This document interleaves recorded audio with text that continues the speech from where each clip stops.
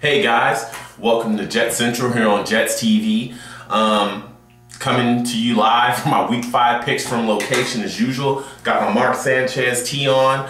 Know people have been hitting me up on my inbox like, where's the video? YouTube's video uploading process right now is crazy. It took me like 3 days to upload this video, but it's also allowed me to add something into video that I think is very important that's recently happened. So let's go ahead and get into my Week 5 picks. Last week I went 11-5, so hopefully this week I'll do better than I did last week, even though I did pretty good last week. So let's go ahead and get into my picks. As usual, guys, please comment, rate, subscribe. Comment, rate, subscribe. Tell me about your team. Tell me about what's going on. Tell me about what you think. I ask anybody. I will reply to any comment, you know, good, bad, or indifferent. It really does not matter to me. Please comment, rate, subscribe. First game I want to start with is Oakland versus Houston. The reason I want to start with this game, I don't know, for anybody who doesn't know, Al Davis passed away today. He was 82 years old. Al Davis is a pioneer in the league. He helped the NFL and the AFL merger to make the league what it is today. Al Davis, you know, has done a lot for the NFL and has showed a lot of owners that own teams how to actually be owners and how to run their business. I definitely would like to have everybody that's young, anybody that doesn't know anything about Al Davis, please look him up and look at what he's done for the league and look how much of an influence he was and how just influential he was in just the everyday ins and outs of the NFL early in his life, and how many winners, how many winning teams he actually put together. Al Davis definitely just, you know, he's pretty big for those of you who don't know. So I'd like to just send my condolences to the Raiders organization, the Raiders as a team, you know, his family, and I'll definitely be praying for Al Davis. You know, like him or dislike him, Al Davis definitely made a difference in the NFL and definitely touched everybody in the NFL. So RIP to Al Davis. So Oakland versus Houston. It's in Houston. I'm going to take Houston in this game. I think they find a way to win.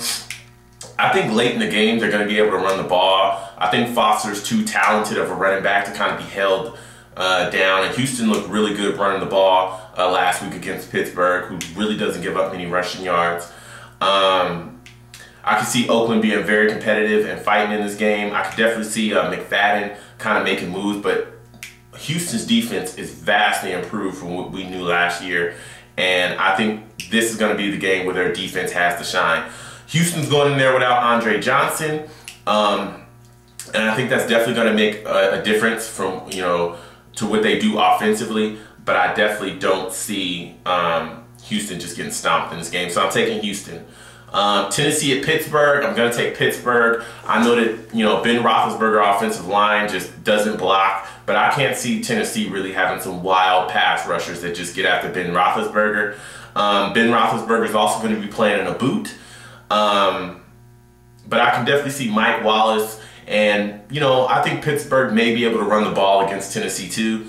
I can definitely see Chris Johnson having a big day, and Matt Hasselbeck is not playing that bad, but without Kenny Britt going into Pittsburgh, I don't know if Tennessee's going to eat this out. I'm taking Pittsburgh in that game. Seattle at the New York Giants. I'm taking the New York Giants. It's Seattle. They're just not playing well. They don't play well at home. They don't play well away from home, so I'm taking the Giants. Cincinnati at Jacksonville. I'm taking Cincinnati. I think that Andy Dalton's going to have a lot of opportunities in this game to make plays, as well, or A.J. Green. And I just think that Jacksonville is probably going to have one of the top 5 picks in the draft this year. So, you know, RIP to Jacksonville.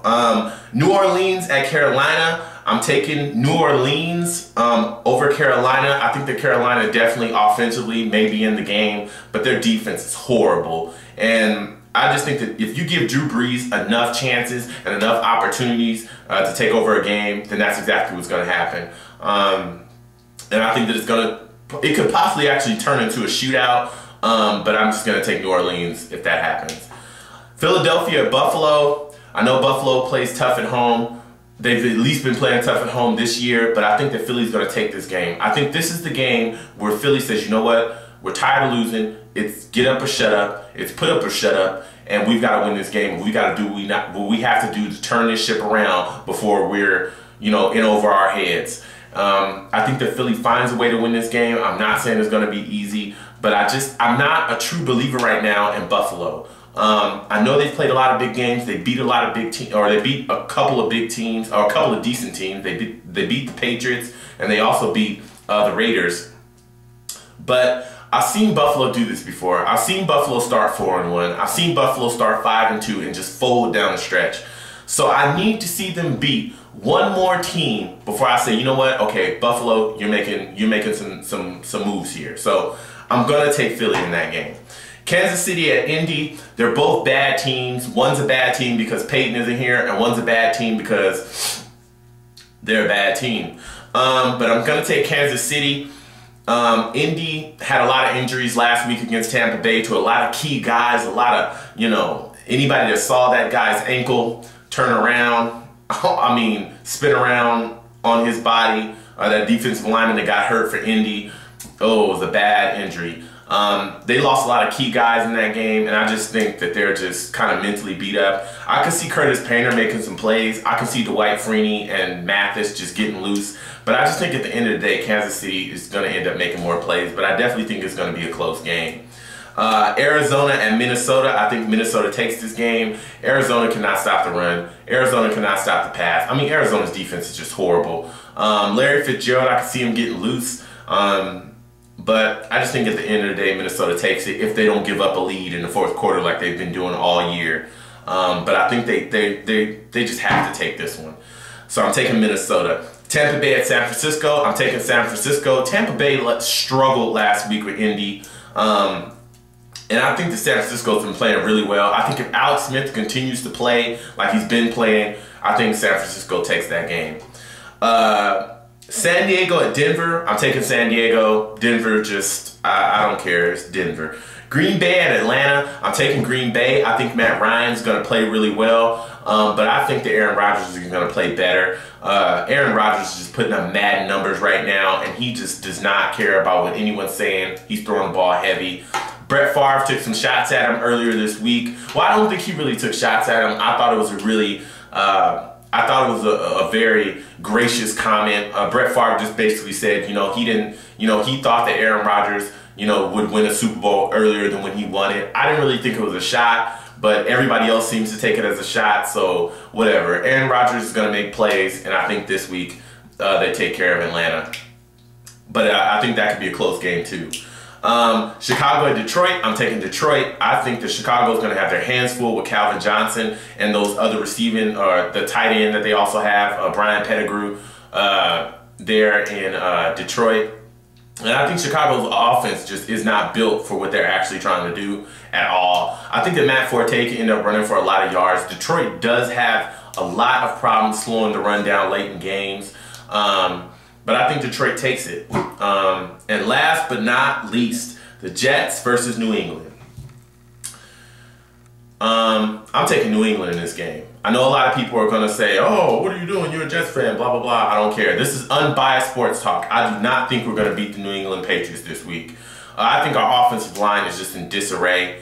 I think we're going to have a lot of problems blocking Vince Wilfork. Even though they're not going in there with Mayo, the linebacker for the New England Patriots, even though he's out, I think we're just going to have a lot of problems just blocking guys.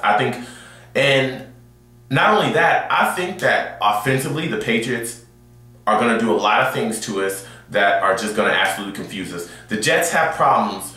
We have problems against teams that don't have a defined #1 receiver. When we can take Darrelle Revis and put him on your best receiver and take away whatever you do with your best receiver, that's when we're at our best. The problem with the Patriots are they don't have a defined #1 wide receiver. Who's their #1 wide receiver?